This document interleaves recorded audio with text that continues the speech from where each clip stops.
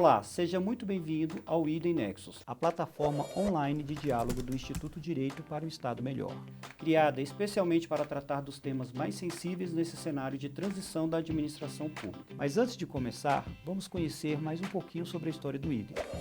Somos uma comunidade de aprendizagem nascida em 2018 para refletir o Estado brasileiro a partir da produção qualificada de conhecimento. Buscamos ser um elo de inovação em políticas públicas através da educação e do diálogo democrático. O tema da reforma da Previdência precisa ser discutido de forma apropriada em uma era de pós-verdade. Assim, lançamos o programa Nexus, conectando mentes pensantes por um Estado melhor. Nosso objetivo é dialogar sobre pontos controversos da proposta da reforma a partir de um olhar científico, apoiado em dados de qualidade. Esperamos contribuir para esclarecer sobre os direitos e garantias constitucionais que estão em jogo. O Brasil está vivendo um momento inédito em sua história. Muitos direitos estão sendo discutidos com a proposta da reforma da Previdência Social. Quais os pontos positivos e quais os negativos? O programa Idem Nexus de hoje vai jogar luz nesse assunto tão importante para o futuro do país. Para isso, convidamos a doutora Regina Dias, presidente da Fundação do DF Previcom, e também o doutor Marcos Drummond, diretor jurídico do IPREV-DF. É um prazer recebê-los aqui hoje no nosso programa. Agradeço ao Idem pela oportunidade de participar e discutir um tema tão importante para a sociedade brasileira.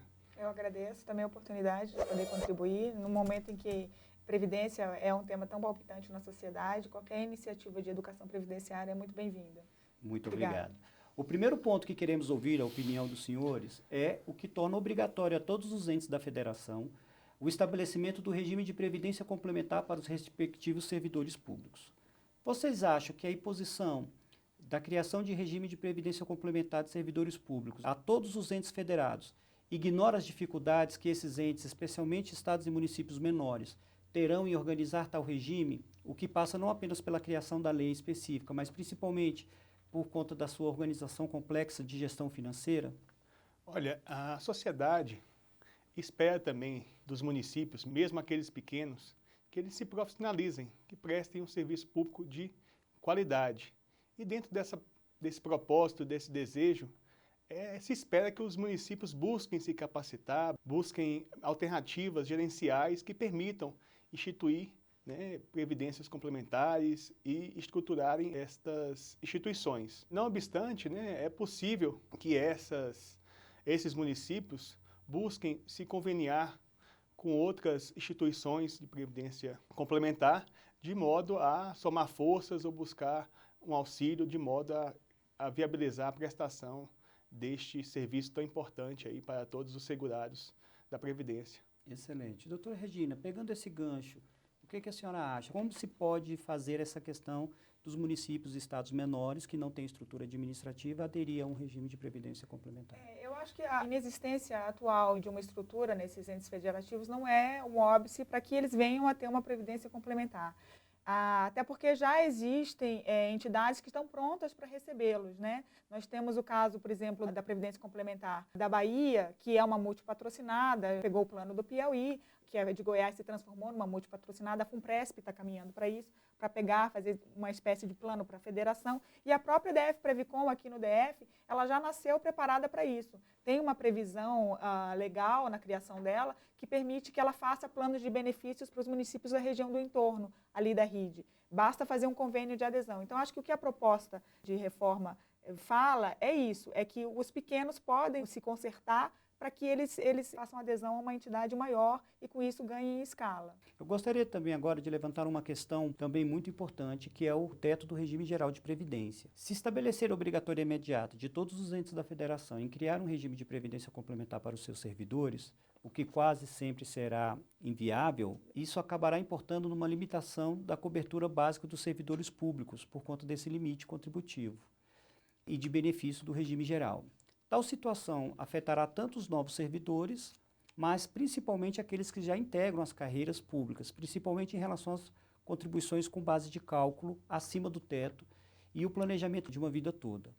Vocês não acham que isso pode ser injusto com quem já contribuiu tanto?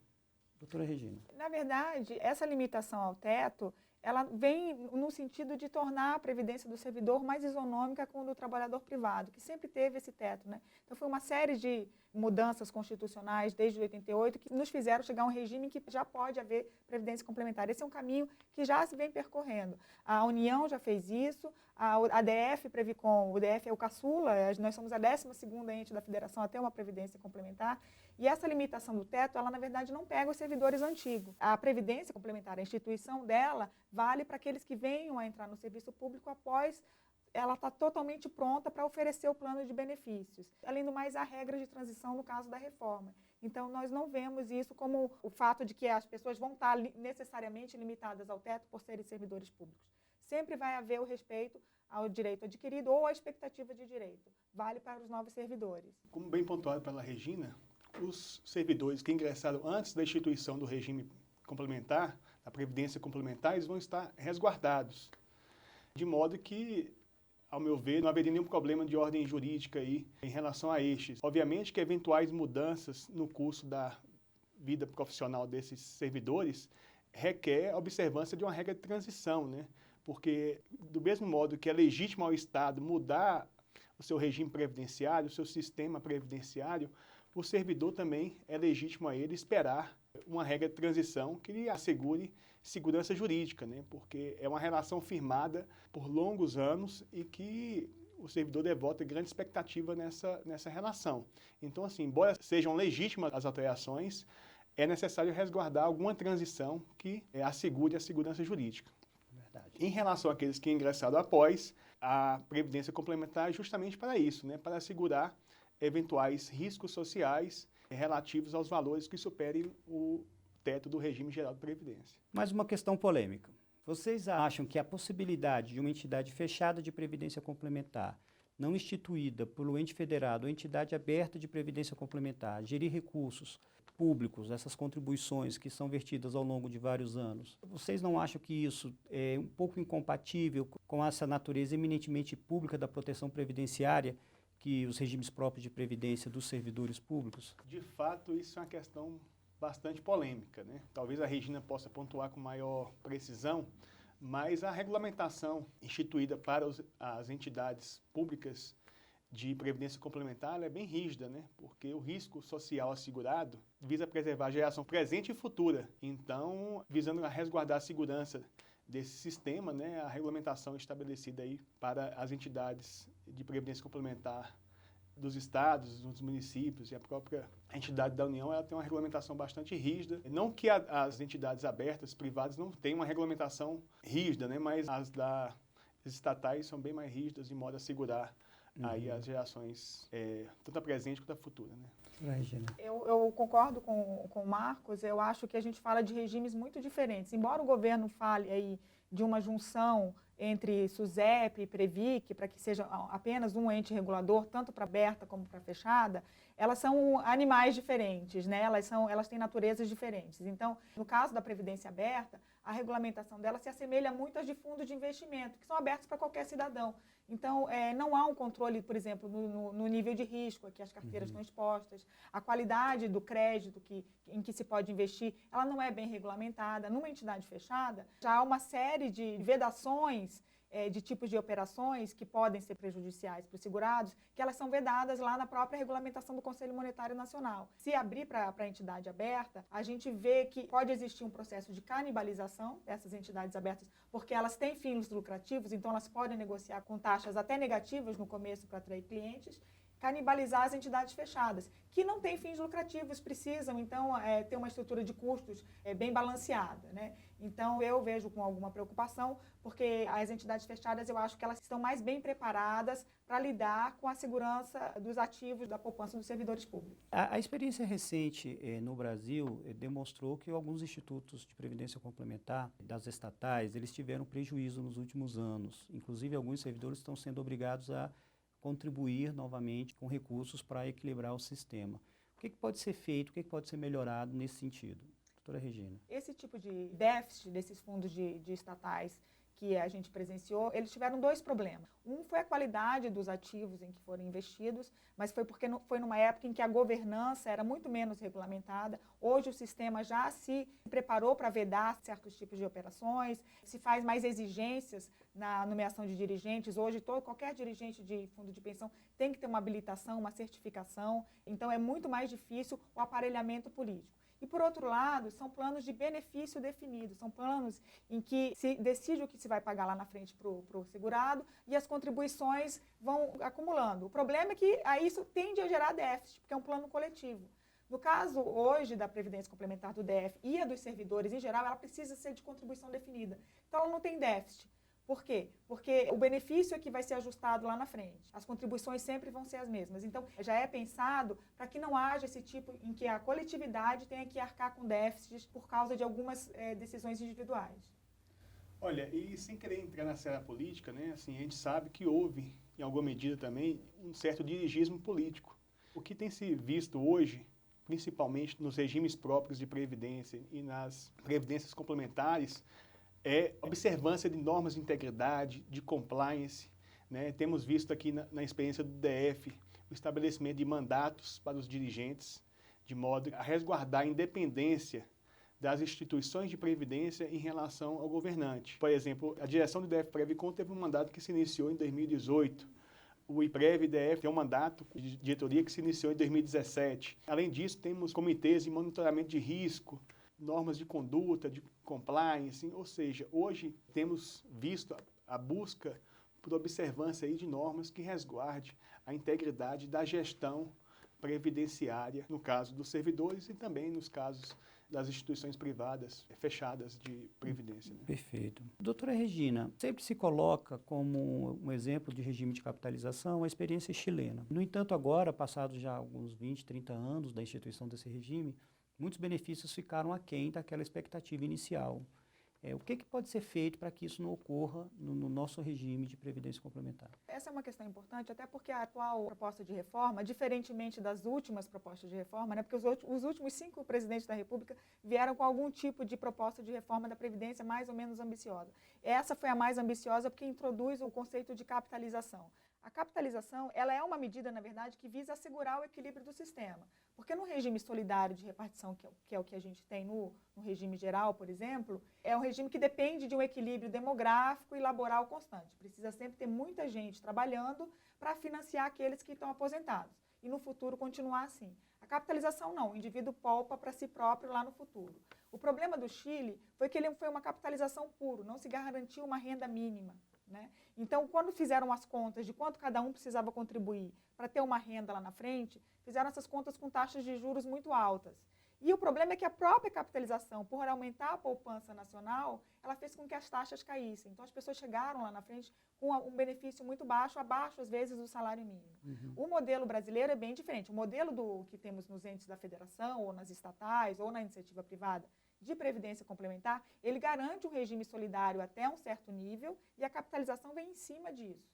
Então, ela não é necessariamente uma medida ruim. Muito pelo contrário, ela evita esses tipos de déficits que o regime geral está passando e muitos dos regimes próprios da federação também estão enfrentando, com atraso no pagamento de benefícios, como no Rio, o caso do Rio Grande do Sul.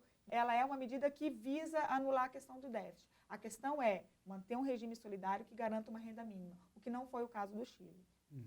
Doutor Marcos, essa nova implantação, esse regime de capitalização, ele vai receber recursos públicos também ou é só a contribuição dos O regime de capitalização estatal dos servidores públicos, né, que ingressaram após a instituição da Previdência Complementar no seu respectivo ente, ele conta com uma contribuição paritária entre servidor e Estado, né? Então, a contribuição ela é igualitária, né? Há um aporte complementar, paritário entre o Estado e o servidor público. O que se está na proposta, que é a capitalização, ela só prevê o estabelecimento de uma capitalização, mas ela joga para uma lei complementar regulá-lo. Então, ainda não está muito claro se vai haver ou não a contribuição do empregador. Eu já ouvi depoimentos do relator da reforma agora na Câmara, de que eles vão exigir que haja, sim, uma contribuição patronal na capitalização, colocar isso na Constituição e não deixar só para uma lei complementar. Mas ainda não está muito claro o que o governo pretende fazer com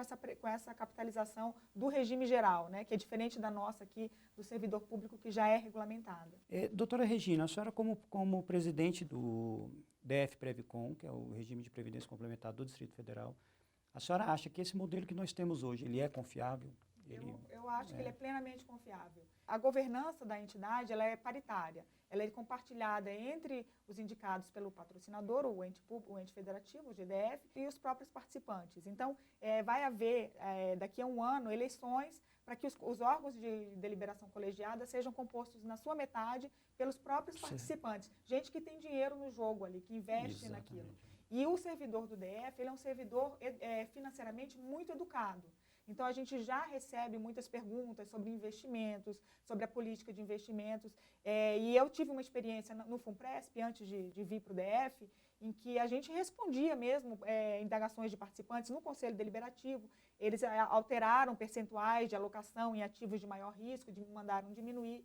Então, como essa massa de segurados é de um servidor CDF, auditores da Receita, que entende muito de finanças, eu tenho certeza que a governança ali, e já tem sido a minha experiência, ela é muito acertada e muito rígida. Como bem pontuado, né, além da fiscalização dos órgãos de controle, né, no regime próprio para a Secretaria de Previdência, um regime complementar pela Previc, né, no que se refere às entidades estatais de previdência complementar, há uma regra de governança que permite que os segurados, né, por meio dos seus sindicatos ou por meio dos próprios segurados, né, fiscalizem de forma constante a gestão e a alocação dos recursos dessas entidades. Então, eu creio que seja confiável, mas, como em tudo, é necessário sempre controle e fiscalização. Bem, chegamos agora ao final do nosso programa Idem Nexus. Quero agradecer aqui a participação da doutora Regina Dias, que é presidente do DF Previcom, e do doutor Marcos Drummond, que é o diretor jurídico do IPREV do Distrito Federal. Muito obrigado pela participação de vocês no nosso programa Idem Nexus. Após as excelentes reflexões, nós ficamos aqui, nos encontraremos no próximo episódio, onde vamos continuar falando sobre a reforma da Previdência. Muito obrigado. Obrigada.